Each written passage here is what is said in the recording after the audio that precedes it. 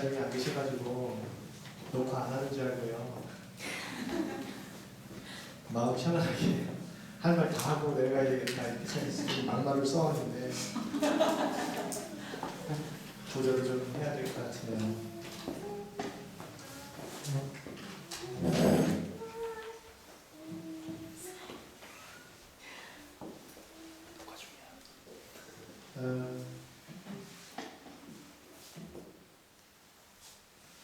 지난 시간 우리가 다윗에 대한 이야기를 했는데, 지난 시간 우리가 한 것하고 이것하고의 시간적인 혼돈이 있으실 것 같아서 먼저 말씀을 드리면, 지난번 일어났던 사건보다 이번이 먼저입니다. 그냥 제 임의대로 순서를 바꾸었어요. 혼돈 안 하셨으면 좋겠고요. 블레셋을 평정하고 남쪽과 북쪽의 나라를 통합시켰으며 수도를 예루살렘으로 옮기고 장대한 축제 행렬과 더불어서 법궤를 수도로 가져왔어요. 다윗이 이거보다 더 잘 풀린 적은 없었습니다. 그래서 다윗은 제대로 된 왕이 되었는데, 우리가 생각하는 왕과 다윗의 왕권하고는 좀 달라요. 다윗은 자신이 통치하는 나라를 세운 것이 아니라 하나님께서 통치하시고자 하시는 나라의 왕이었어요. 다시 말하면 보통 의미로서의 왕이 아니라 하나님이 진정한 우리의 왕임을 증거하는 왕이었어요. 그래서 이 나라에는 모든 인간과 정치를 초월하는 한 분이 계시고 그분이 통치하고 계시는 나라다라고 하는 사실을 다윗의 삶을 통해서 백성들에게 증거합니다. 그래서 많은 사람들이 다윗을 칭송하지만 사실은 다윗 너머에 계신 하나님의 위대함을 찬양했어요. 그래서 다윗의 찬양은 단순히 다윗을 위한 찬양이 아니라 다윗을 통한 찬양일 뿐이라는 거죠. 골리앗도 죽었고 사울도 죽었어요. 그렇지만 다윗은 살아있습니다. 백성들의 최고의 환호와 칭송을 받으며 살고 있습니다. 통치가 제대로 자리를 잡혔고 의례 엉망으로 만들어놨던 여러 가지 종교적인 잡스러운 것, 정치적으로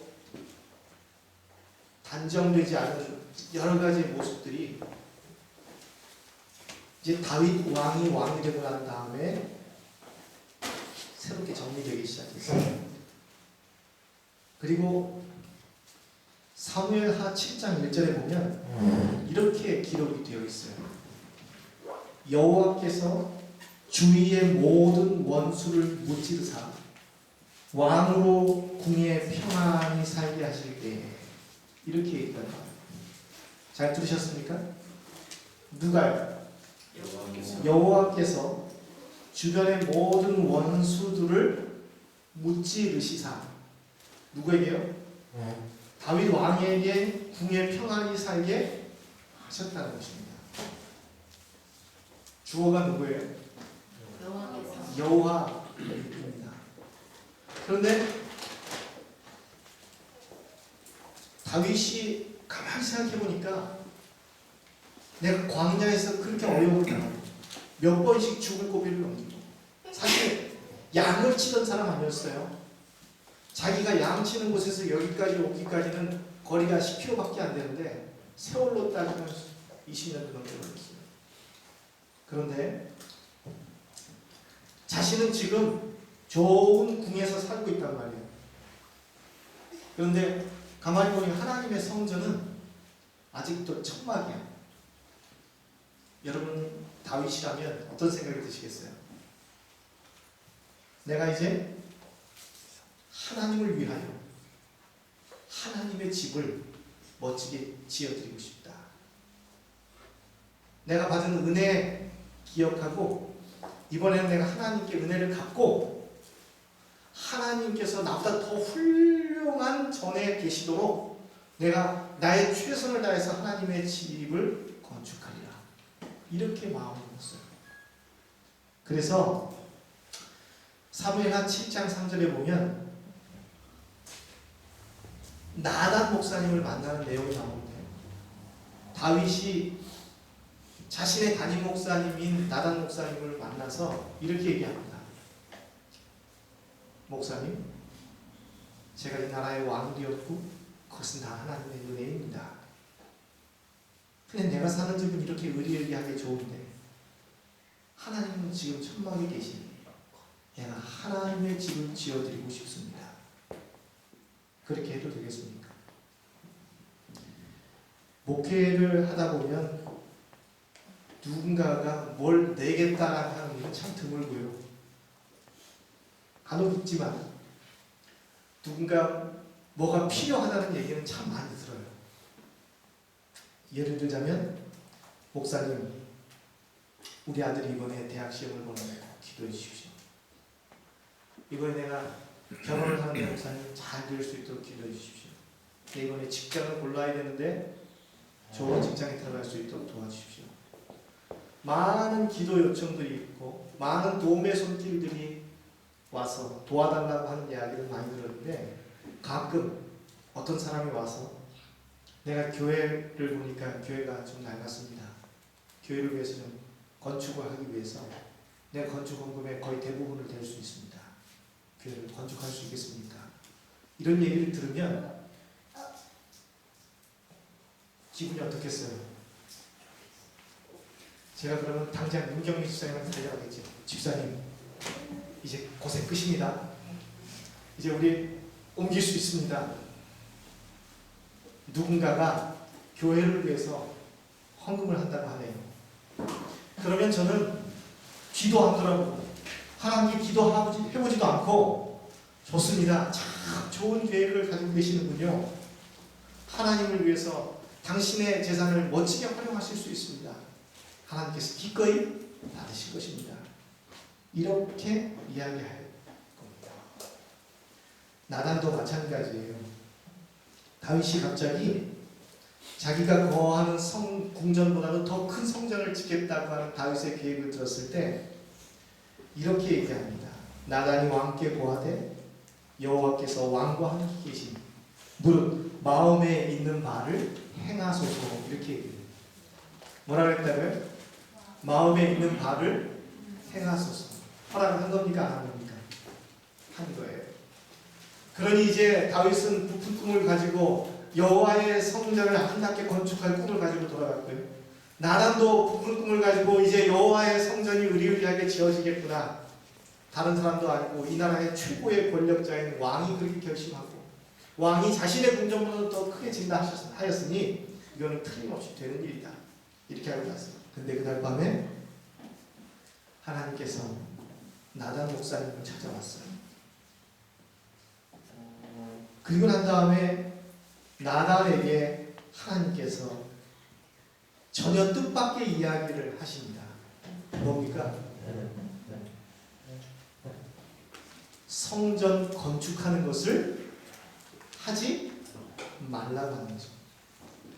성경절을 좀 읽어보죠. 7장 5절부터 보면요. 가서 내 종 다윗에게 말하기를 여호와께서 이같이 말씀했다고 전해라. 내가 나를 위하여 내가 살 집을 건축하겠느냐. 내가 이스라엘 자손을 애굽에서 인도하여 내던 날부터 오늘까지 집에 살지 않고 장막과 성막 안에 다녔나니 이스라엘 자손과 더불어 다니는 모든 곳에서 내가 내 백성 이스라엘을 먹이고 그리고 명령한 어느 이스라엘 지파 가운데에서 내가 나를 위해서 백향목 집을 건축하라고 너희들한테 요청한 적이 있느냐라고 질문을 하시는 거예요. 이해 가십니까? 내가 언제 나를 위하여 아름다운 궁전보다 더 멋진 성전을 지어달라고 너희들에게 요청한 적이 있느냐? 짓지 말라는 것입니다.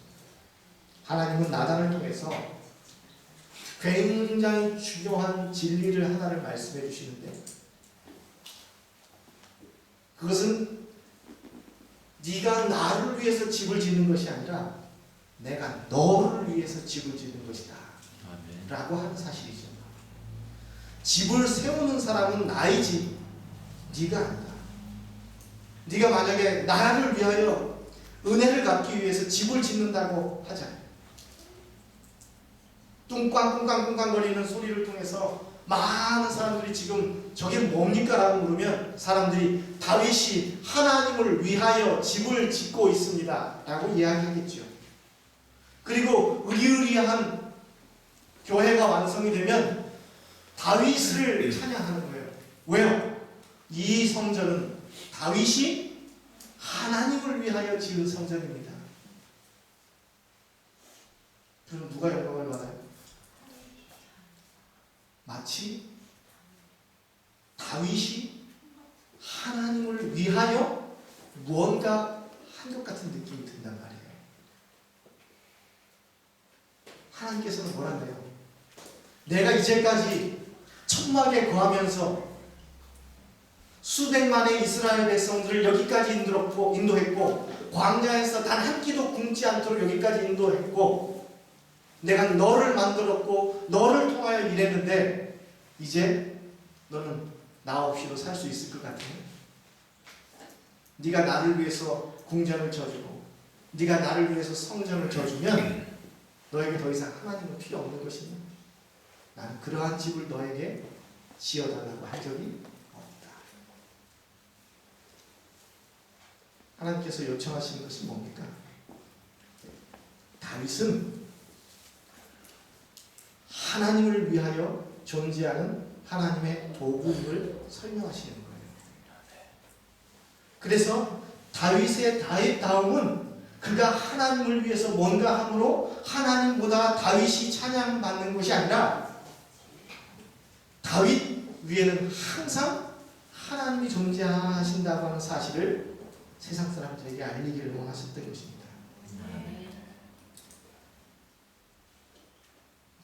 사무엘하 7장 이전에는 이런 고백이 나오는데요. 나는 백향목 왕궁에 사는데 하나님의 괴는 아직도 어디 안에 있어요? 휘장 안에 있습니다. 이렇게 얘기했어요. 이 이야기는 단순히 비교예요.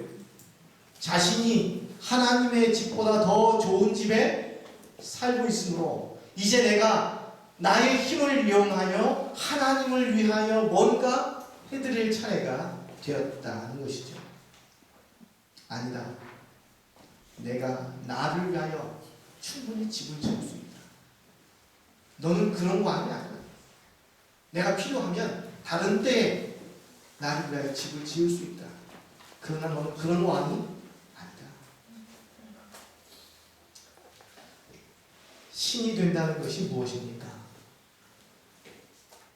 신이 된다는 것은, 신이라고 하는 말은 누군가에 의하여 만들어진 존재가 아니라 스스로 존재하는 사람, 스스로 존재하는 그 존재를 신이라고 얘기하는 거예요. 누군가에 의해서 만들어진 것이 아니라 스스로 존재하는 거예요. 그래서 우리가 여호와라고 하는 의미가 뭔지 아시죠? 여호와의 의미는 뭐예요? 스스로 존재하는 자. 여호와의 의미는 스스로 존재하는 자. 아담과 하와가 우리에게 삶으로 증가한 최대의 기별이 무엇인가 하면 인간은 스스로 존재할 수가 없다는 진리지요. 덧풀어서 얘기하면 하나님께서는 스스로 존재하셨기 때문에 누군가에 의하여 만들어지지 않았어요. 스스로 존재하시는 분이에요. 신이죠. 근데 그분께서, 창조주 하나님께서 아담과 하와를 만들었어요. 아담과 하와는 누구 때문에 생긴 거예요? 창조주 때문에 생긴 거예요. 창조주와 관계되지 않으면 그들의 존재는 의미가 없어진단 말이에요. 그런데 하나님께서 동산의 가운데에 선악을 알게 하는 나무를 지어놓으시고 아담과 하와에게 그것을 먹는 날에는 정령 죽음이라고 이야기했어요. 그런데 하와가 누구에게 꼬심을 받았어요? 사단 뱀에게 꼬심을 받았어요. 주요 내용이 뭡니까? 이것을 먹는 날에는 뭐같이 된다고요? 내 눈이 밝아지고 내가 하나님처럼 뭐가 된다는 얘기예요? 신이 된다는 얘기예요. 그러면 아담과 하와는 신이 된다고 하는 말이 깜짝 놀랐어요. 하나님께서 입혀주시고 하나님께서 먹여주시고 나의 생명이 존재하는 한 하나님과의 관계 속에서 내가 유지됐는데 지금 이 사단은 뭐라 그래요? 이것을 먹으면 눈이 밝아지고 네가 스스로 존재하게 된다. 이것이 유혹입니다.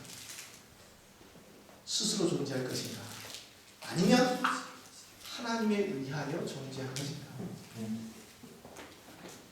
아담과 하와의 결정이 뭐예요? 스스로 뭐가 되고 싶었어요? 존재하고 싶었어요. 스스로 신이 되고 싶었어요. 하나님께서 아담과 하와를 만드시고 제정하신 제도 가운데 하나가 뭐예요? 안식일 제도죠. 그 안식일 제도의 취지는 내가 너를 만들고 내가 너를 창조하였음을 기념하는 날이라고 이야기합니다. 그날에 복을 주시고 거룩하게 하셨다 그랬는데 창조주가 필요가 없이 나 혼자 스스로 살아갈 수 있다라고 하는 생각이에요.